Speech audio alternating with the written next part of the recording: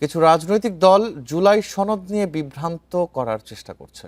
এসব গুপ্ত বিভ্রান্তকারীদের কাছ থেকে জনগণকে সতর্ক থাকার আহ্বান জানিয়েছেন প্রধানমন্ত্রী তারেক রহমান। এ বিষয়ে আলোচনা করতে আমাদের সঙ্গে উত্তরা থেকে যোগ দিচ্ছেন বিএনপি চেয়ারম্যানের উপদেষ্টা জয়নুল আবদিন ফারুক। জয়নুল আবদিন ফারুক, আমাদের সাথে যুক্ত হবার জন্য আপনাকে স্বাগত জানাচ্ছি। জয়নুল আবদিন ফারুক, জয়নাল না। জি, থ্যাংক ইউ। ধন্যবাদ জয়নুল আবদিন ফারুক, আপনাকে আবারও ধন্যবাদ জানাচ্ছি। আজ প্রধানমন্ত্রী বগুড়ায় একটি গুরুত্বপূর্ণ কথা বলেছেন যে জুলাই সনদ ইস্যুতে বিরোধী দল নিজেদের অবস্থানে অটল।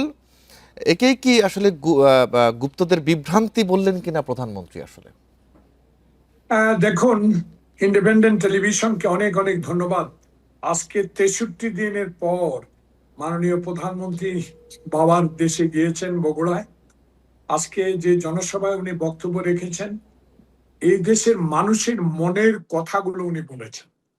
কারণ এর আগেও উনি নির্বাসনে থাকা অবস্থায় বাংলাদেশের 16 বছরের রাজনৈতিক ইতিহাস প্রমাণিত করে যে লোকটি ধৈর্য সহকারে বাংলাদেশ জাতীয়তাবাদী দলকে সাহস জুগিয়েছেন, হত্যা, মামলা, গুণ সবকিছু সহ্য করে বাংলাদেশ জাতীয়তাবাদী দলের নেতা কর্মীরা আল্লাহর দরবারে দোয়া করেছেন এই তারেক রহমান বাংলাদেশে কখন আসবেন।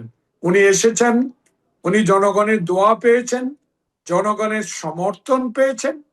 উনি জনগণকে বলেছেন আই হ্যাভ এ প্ল্যান, এবং তার আগে উনি বলেছেন যে বাংলাদেশে টেক ব্যাক বাংলাদেশ।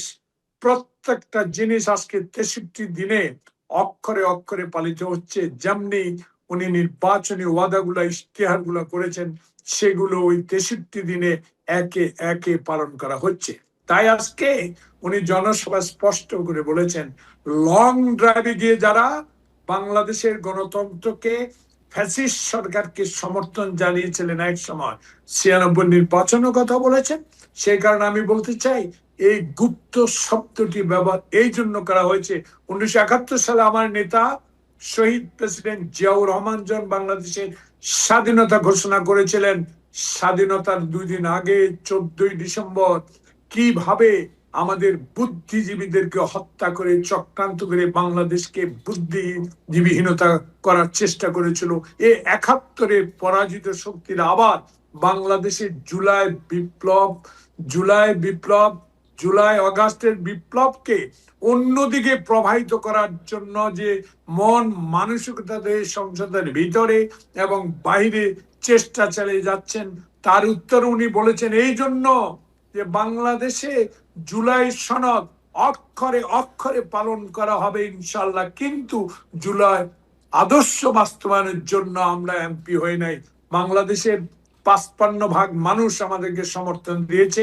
আমরা চাই বিরোধী দলকে আমরা অহংকার মনে করি, আসুন গঠনমূলক সমালোচনা করুন, কিন্তু এমন জিনিস করবেন না যে জিনিসটা আপনাদের বাংলাদেশের রাজনীতিকে আবারও যেন অন্যায়ভাবে ক্ষতিগ্রস্ত না করে। সে কারণে আমাদের নেতা তারেক রহমান বগুড়ায় যে কথাগুলো বলেছেন, জনগণের পক্ষে কথা বলেছেন।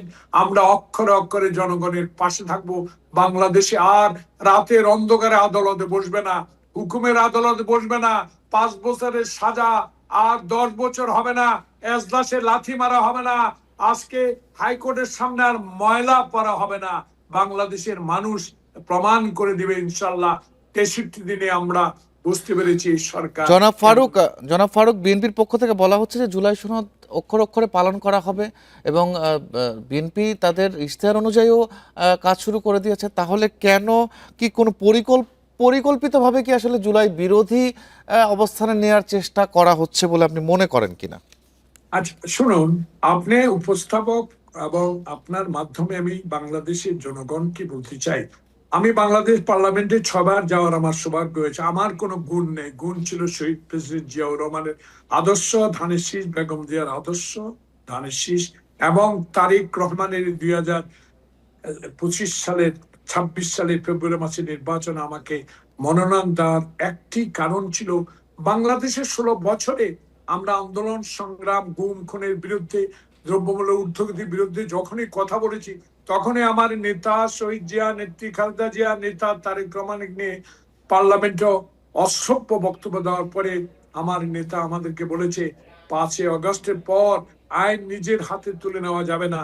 5ই আগস্টের পর ধৈর্য ধারণ করতে বলেছেন, সে ধৈর্যই প্রমাণ করেছে বাংলাদেশে 55% মানুষ বিএনকে ভোট দিয়ে 2/3 মেজরিটি করে আজ বাংলাদেশে গণতন্ত্রকে অক্ষুণ্ণ রাখার জন্য, বিচার বিভাগে স্বাধীন রাখার জন্য, বাংলাদেশের মানুষকে সুখে শান্তিতে গণতন্ত্রী হিসাবে বাসযোগ্য করার যে আপ্রাণ চেষ্টা করে যাচ্ছেন, তারই প্রমাণ আজকে বগুড়ায় লক্ষ লক্ষ মানুষ উপস্থিতি আমাদের সংসদ নেতা প্রধানমন্ত্রী যে বক্তব্য দিয়েছেন আমরা স্বাগত জানাই। জনাব ফারুক, স্বাধীনতা বিরোধীদের বিশ্বাস করা যায় না, প্রধানমন্ত্রী এমন একটি কথা বলেছেন, কিন্তু রাষ্ট্রীয় গুরুত্বপূর্ণ পদে তো তারা বসে আছেন, এটাও তো অস্বীকার করার উপায় নেই। এটা রাষ্ট্রের গুরুত্বপূর্ণ পদ সংসদের বিরোধী দলের নেতা আমি অস্বীকার করি না, কিন্তু একটা জিনিস মনে রাখতে হবে, বাংলাদেশে 71-এর স্বাধীনতা যুদ্ধে যারা বাংলাদেশকে স্বীকার করে না, যারা টিক্কা খানকে বলেছে